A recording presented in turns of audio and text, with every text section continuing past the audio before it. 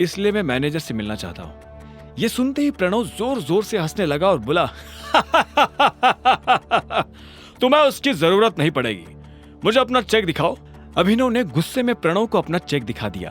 प्रणव ने बिना देखे अभिनव और बाकी लोगों की आंखों के सामने चेक फाड़ दिया। अभिनव प्रणव पर चिल्ला उठा, तुम्हारा दिमाग खराब है क्या? सिक्योरिटी को बुलाओ और इस आदमी को अभी के अभी बाहर निकलवाओ यहाँ से। फर्जी चेक लाकर बैंक वालों को बेवकूफ बनाता है। अभी पुलिस बुलाकर तुझे अंदर करवाता हूँ।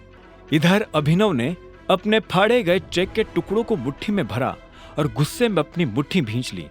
इतने में सिक्योरिटी वाले आए और उन्होंने अभिनव को चारों तरफ से घेर लिया।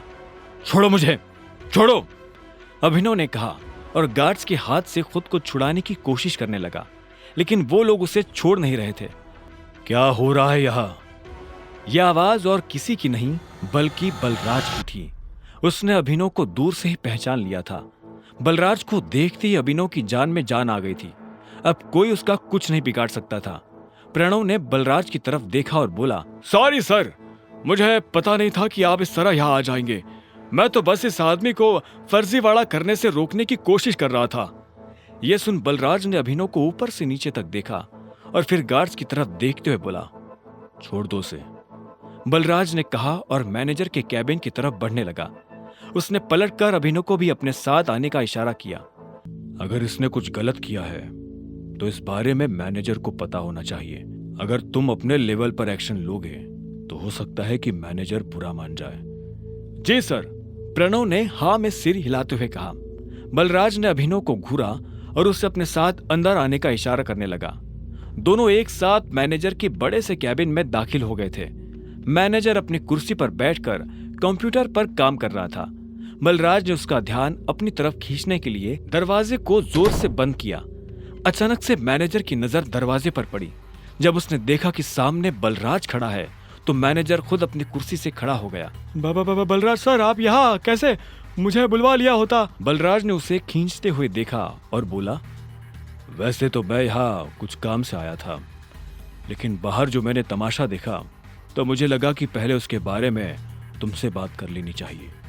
तुम्हें पता है ये साहब कौन है?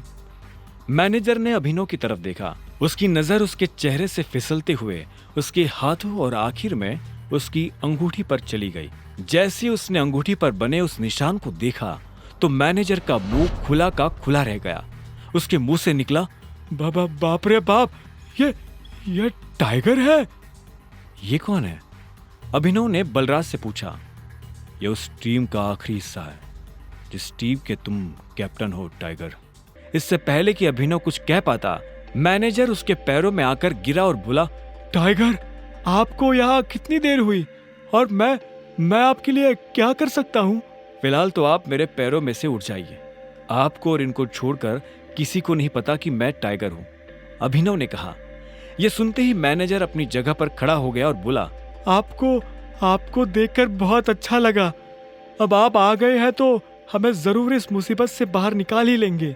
वो सब तो ये कर ही लेंगे, लेकिन उससे पहले आपको अपने नौकरों को सबक सिखाना पड़ेगा, क्योंकि अगर मैं सबक सिखाने पर आ गया तो आपको पता ही है क्या होगा, बलराज ने कहा। और अभिनव के साथ जो हुआ उसने मैनेजर को सब बता दिया। ये सुनते ही मैनेजर का खून खौल उठा। उधर जब अभिनव और बलराज मैनेजर के कैबिन में खड़े थे, तब इधर एक हट्टा कट्टा सा आदमी स्विमिंग पूल में काला चश्मा लगाकर खड़ा था।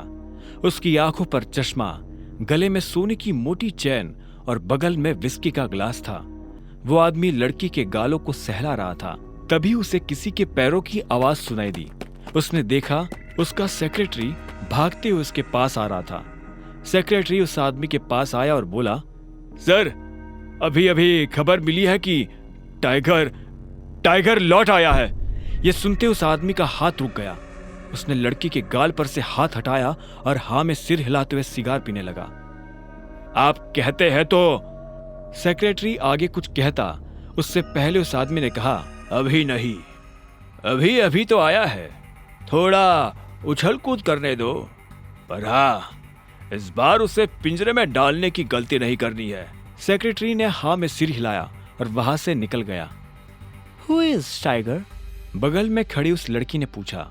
आगे की कहानी जानने के लिए देखें अगला एपिसोड सिर्फ पॉकेट एफएम के यूट्यूब चैनल पर, और द रिटर्न ऑफ टाइगर के सारे एपिसोड्स को सुनने के लिए डिस्क्रिप्शन में दी लिंक से डाउनलोड करें पॉकेट एफएम ऐप।